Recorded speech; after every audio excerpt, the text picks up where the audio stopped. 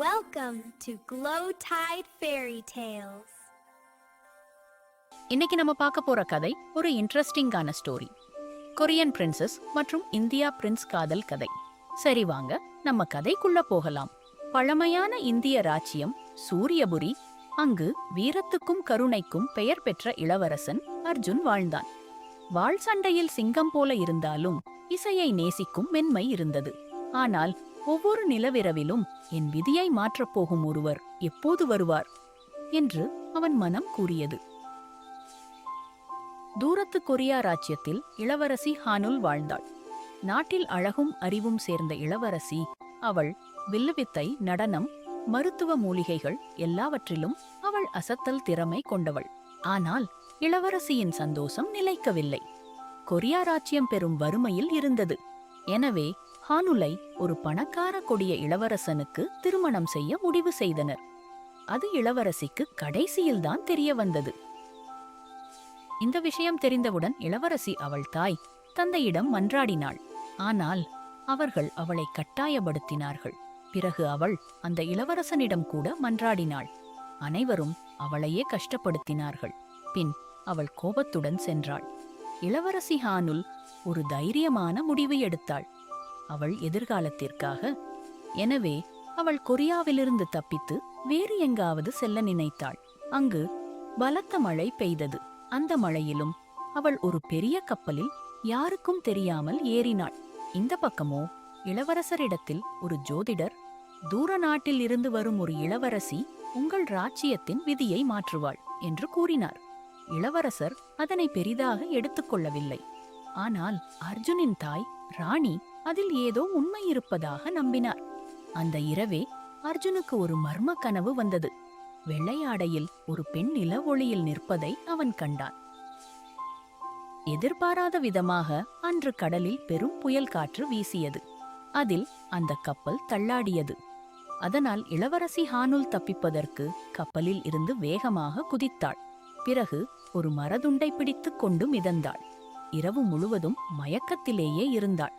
காலை கரையில் அவள் மயங்கிக் கிடந்தாள்.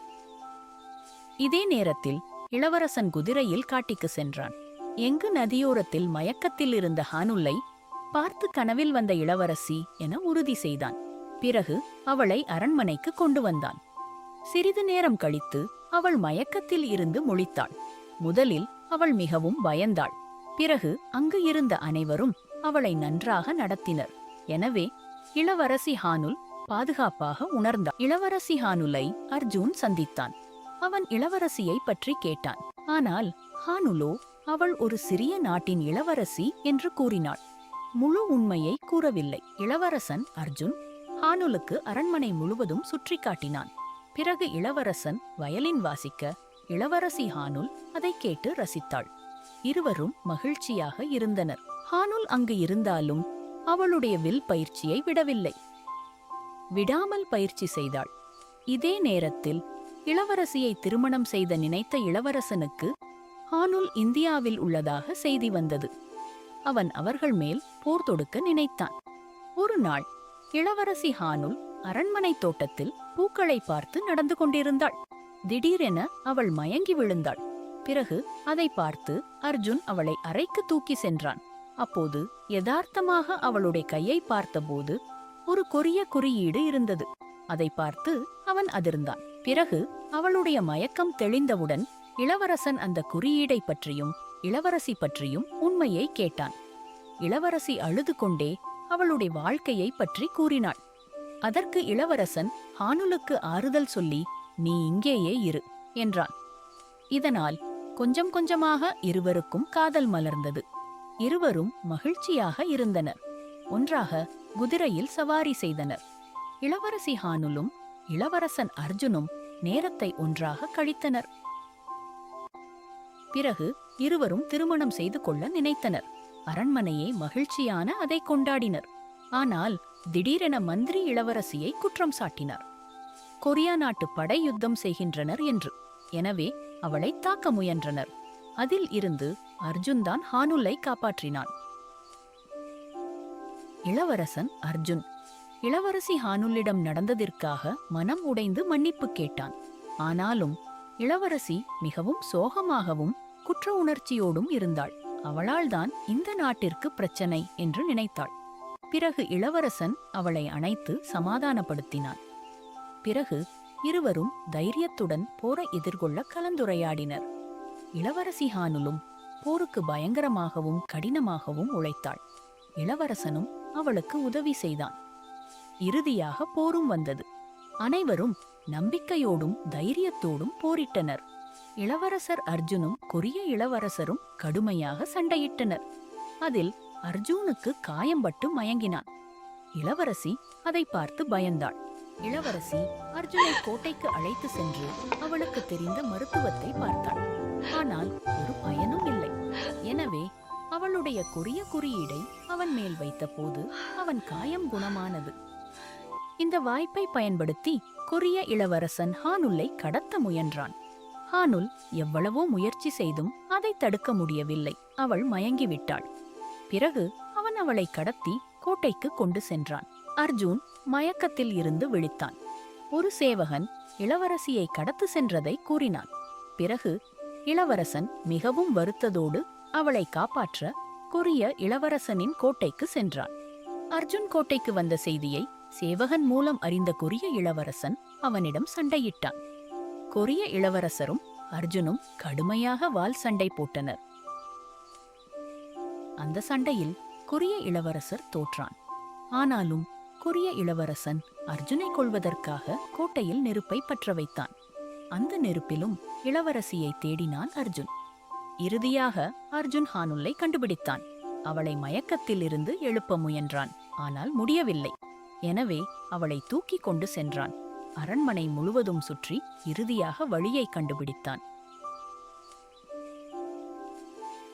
மிகவும் கஷ்டப்பட்டு இளவரசன் அர்ஜுன் இளவரசி ஹானுலை காப்பாற்றினான்.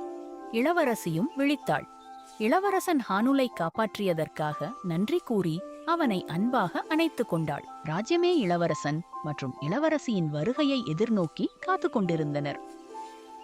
பிறகு இளவரசன் அர்ஜுன் இளவரசி ஹானுலுக்கு ப்ரொபோஸ் செய்தான். அவளும் திருமணம் செய்ய சம்மதித்தாள். ராஜ்ய மக்கள் கூட தைரியமான இளவரசன் அர்ஜுனும் அழகான இளவரசி ஹானுலும் திருமணம் செய்து கொண்டனர். அவர்களின் திருமணம் முடிந்ததுமே மீண்டும் ஒரு பிரச்சனை. கொரிய இளவரசன் மீண்டும் சில வீரர்களுடன் வந்தான் இளவரசியை கடத்துவதற்கு. ஆனால் இந்த முறை அது நடக்கவில்லை. அர்ஜுன் அவளை காத்தான். இரு இளவரசர்களும் மாறி மாறி சண்டையிட்டனர். இறுதியில் கொரிய இளவரசன் தோற்றான்.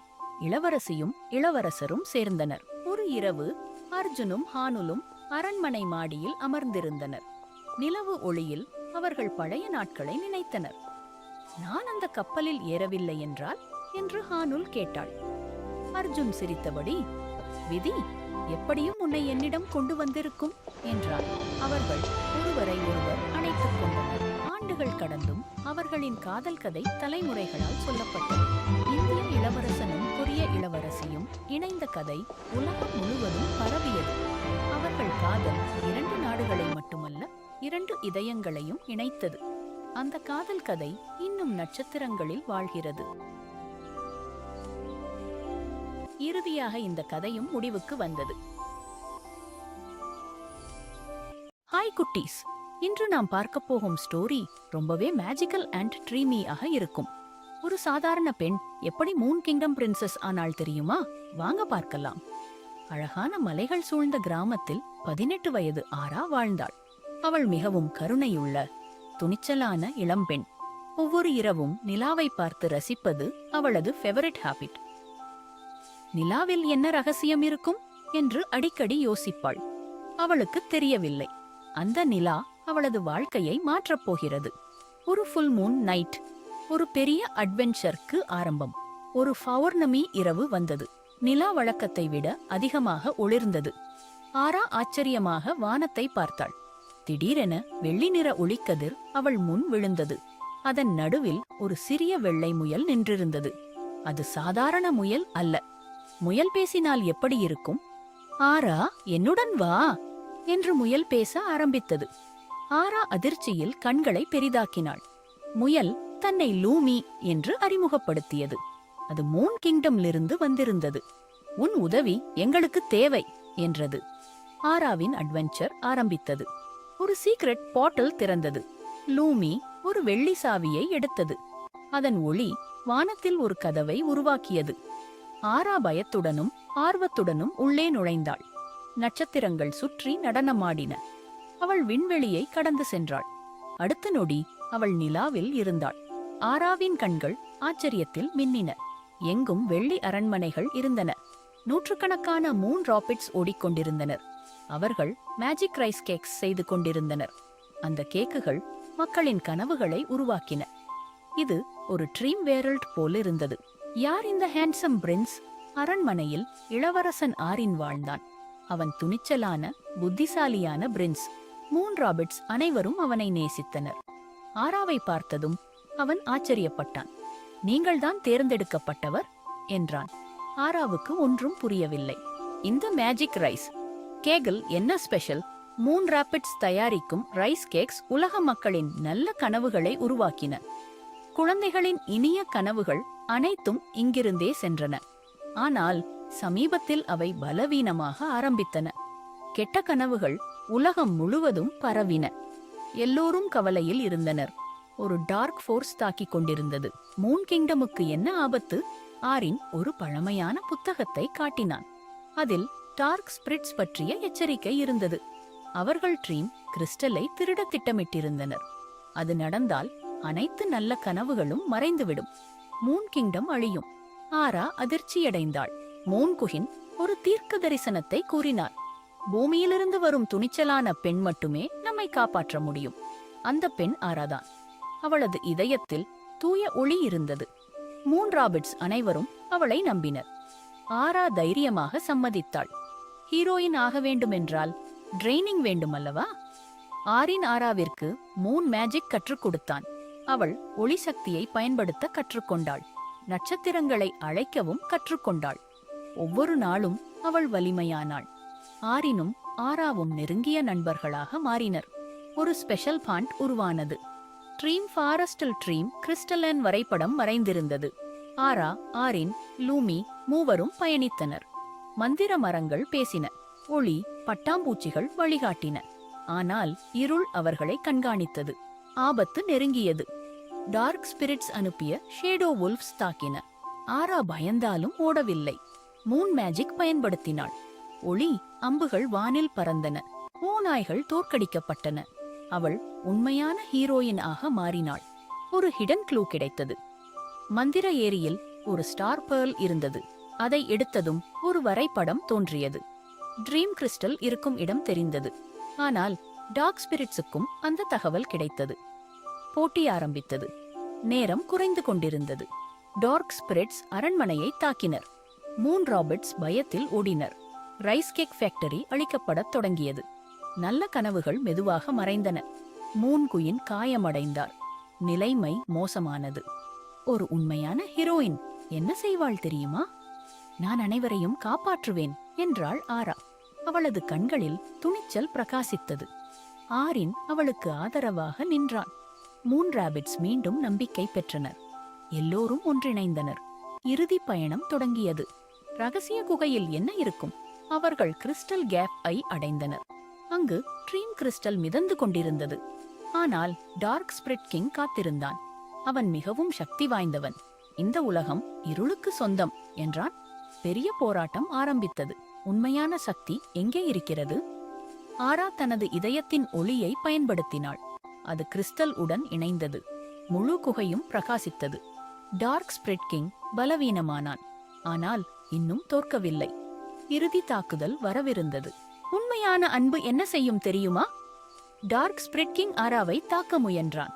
ஆரின் அவளை காப்பாற்ற முன் வந்தான். அவன் காயமடைந்தான். ஆராவின் கண்களில் கண்ணீர் வந்தது. அவளது ஒளி மேலும் வலிமையானது. அன்பு சக்தியாக மாறியது. இருளுக்கு முடிவு வந்ததா? ஆரா மற்றும் ஆரின் இணைந்து போராடினர். ட்ரீம் கிறிஸ்டல் முழு சக்தியுடன் ஒளிர்ந்தது. டார்க் ஸ்பிரிட்ஸ் ஒளியில் கரைந்தனர். Moon kingdom காப்பாற்றப்பட்டது. அனைவரும் மகிழ்ச்சியில் கத்தினர். வெற்றி அவர்களுடையது. இனிய கனவுகள் மீண்டும் வந்தன. ரைஸ் கேக்ஸ் மீண்டும் தயாரிக்கப்பட்டன. குழந்தைகள் உலகம் முழுவதும் அழகான கனவுகள் கண்டனர். மூன் ராபிட்ஸ் மகிழ்ச்சியில் கொண்டாடினர். மூன் குயின் குணமடைந்தார். அமைதி திரும்பியது. மூன் கிங்டம் மீண்டும் பிரகாசித்தது. ஒரு ஸ்வீட் ஃபீலிங் உருவானது.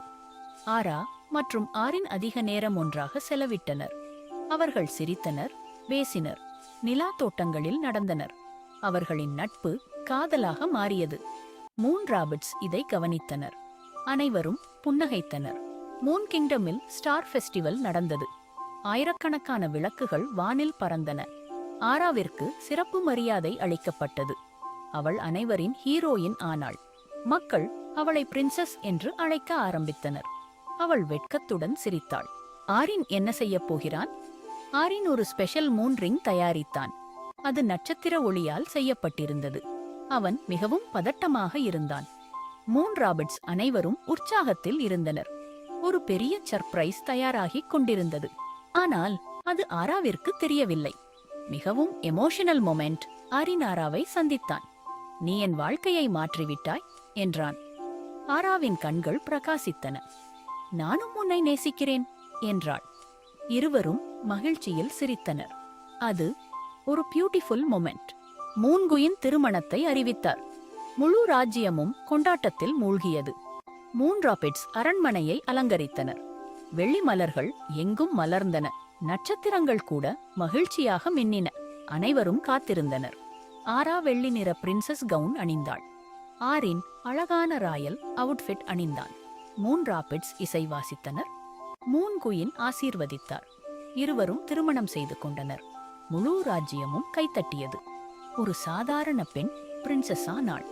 திருமணத்திற்குப் பிறகு ஆரா மூன் பிரின்சஸ் ஆனாள். அவள் மக்களை அன்புடன் கவனித்தாள். மூன் ராபிட்ஸ் அனைவரும் அவளை நேசித்தனர். அவளது கருணை ராஜ்யத்தை மகிழ்ச்சியாக வைத்தது. அவள் அனைவருக்கும் முன்மாதிரியாக மாறினாள். Moon kingdom செழித்தது. ஆரா மற்றும் ஆரின் புதிய அரண்மனையில் வாழ்ந்தனர்.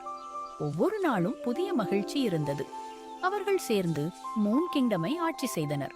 மக்களின் கனவுகளை பாதுகாத்தனர். அவர்கள் மிகவும் மகிழ்ச்சியாக இருந்தனர். அன்பு எங்கும் பரவியது. உலகத்தை காக்கும் ஜோடி. இருவரும் ட்ரீம் கிறிஸ்டலை பாதுகாத்தனர். குழந்தைகளின் இனிய கனவுகள் தொடர்ந்தன. டார்க் ஸ்பிரிட்ஸ் மீண்டும் வரவில்லை. மூன் கிங்டம் அமைதியில் இருந்தது. அவர்கள் உண்மையான கார்டியன்ஸ் ஆனார்கள். எல்லோரும் அவர்களை பாராட்டினர். குட்டீஸ், இந்த கதையின் மாறல் என்ன தெரியுமா? துணிச்சலும் அன்பும் இருந்தால் எந்த இருளையும் வெல்லலாம். ஆரா ஒரு சாதாரண பெண்ணாக இருந்தாலும் ஹீரோ ஆனாள். அவளது நல்ல மனம் முழு உலகத்தையும் காப்பாற்றியது. ஆராவும் ஆரினும் மூன் கிங்டமில் சந்தோஷமாக வாழ்ந்தனர். மூன் ராபிட்ஸுடன் கனவுகளை பாதுகாத்தனர். And they lived happily ever after. Hi குட்டீஸ், இன்று நாம் பார்க்கப் போகும் ஸ்டோரி ரொம்பவே மேஜிக்கல் மற்றும் எமோஷனல் ஆக இருக்கும்.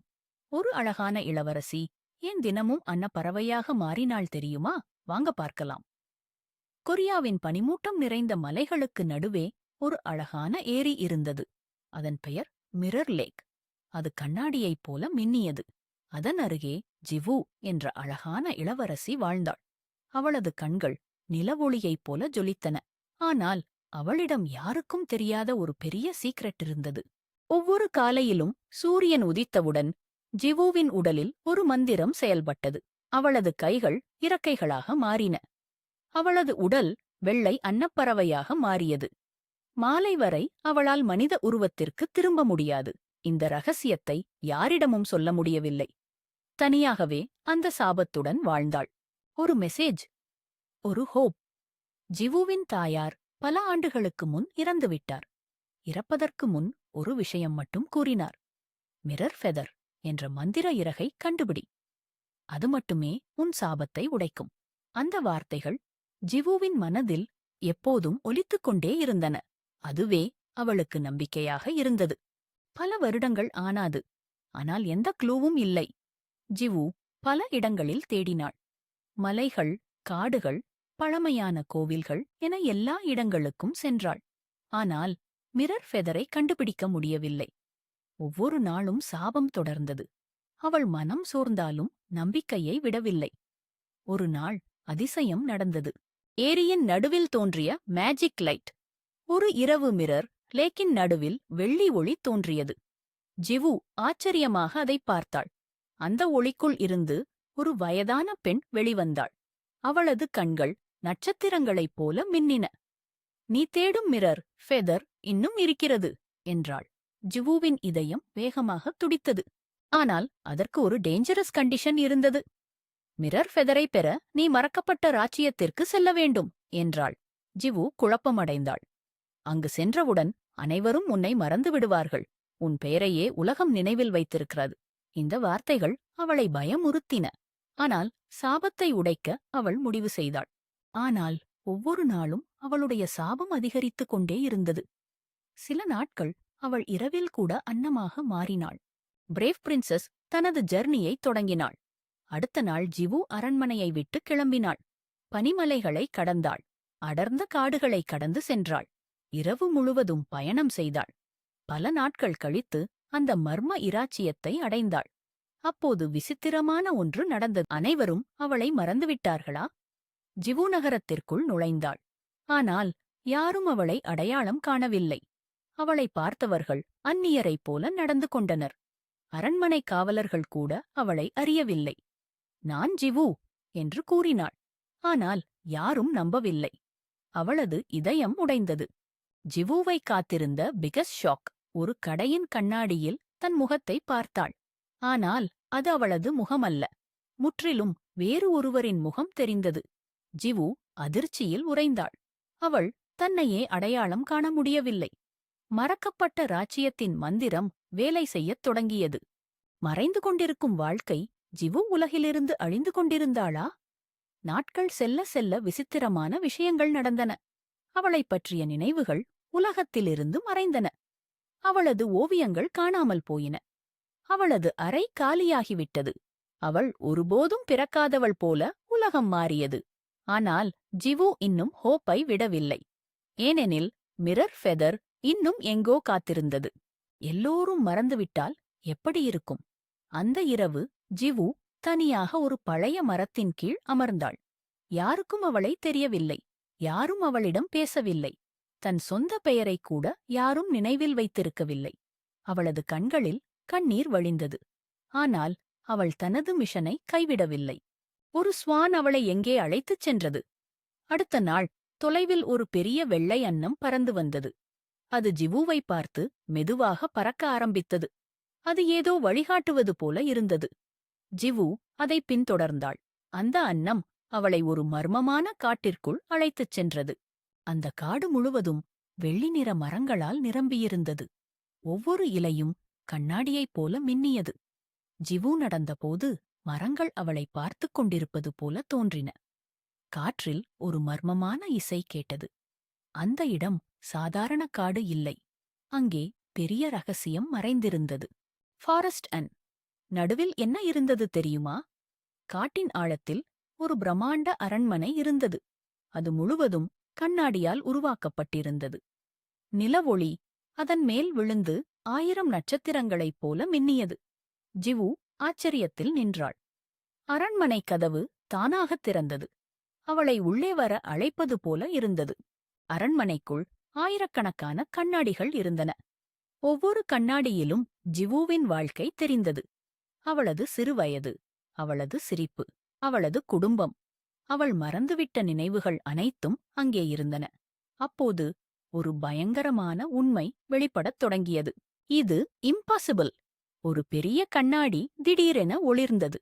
அதில் பல வருடங்களுக்கு முன் நடந்த சம்பவம் தெரிந்தது. ஒரு இருண்ட ஆவி குழந்தை ஜிவுவை நோக்கி வந்தது. அப்போது ஜிவுவின் தாயார் ஒரு சக்தி வாய்ந்த மந்திரத்தை பயன்படுத்தினார். அந்த மந்திரம் ஜிவுவின் உயிரை காப்பாற்றியது. ஆனால் அதற்காக ஒரு சாபம் உருவானது. அதை பார்த்த ஜிவு அதிர்ச்சியில் உறைந்தாள். ஒரு மதர்ஸ் லவ் எவ்வளவு பவர்ஃபுல் தெரியுமா? ஜிவுவின் தாயார் தனது மகளை காப்பாற்ற விரும்பினார். அதற்காக தடை செய்யப்பட்ட மேஜிக்கை பயன்படுத்தினார். என் மகள் உயிருடன் இருக்க வேண்டும் என்று வேண்டினார். மந்திரம் வேலை செய்தது. ஆனால் அதன் விலை மிகப் பெரியது. ஜிவு தினமும் அன்னப்பறவையாக மாற வேண்டும். மேலும் ஒரு நாள் உலகமே அவளை மறந்துவிட வேண்டும். அந்த உண்மையை அறிந்த ஜிவு அழுதாள். ஆனால் அதைவிட பெரிய பிரச்சனை இருந்தது. உலகம் அவளை வேகமாக மறந்து கொண்டிருந்தது. அவளது சிறுவயது புகைப்படங்கள் மறைந்தன. அவளது பெயர் பதிவுகளிலிருந்து அழிந்தது. இன்னும் சில நாட்களில் அவள் முழுமையாக மறைந்து விடுவாள். அவளுக்கு நேரம் மிகவும் குறைவாக இருந்தது. இறுதியாக ஒரு க்ளூ கிடைத்தது. கண்ணாடி அரண்மனையின் கடைசி அறையில் ஒரு வரைபடம் இருந்தது.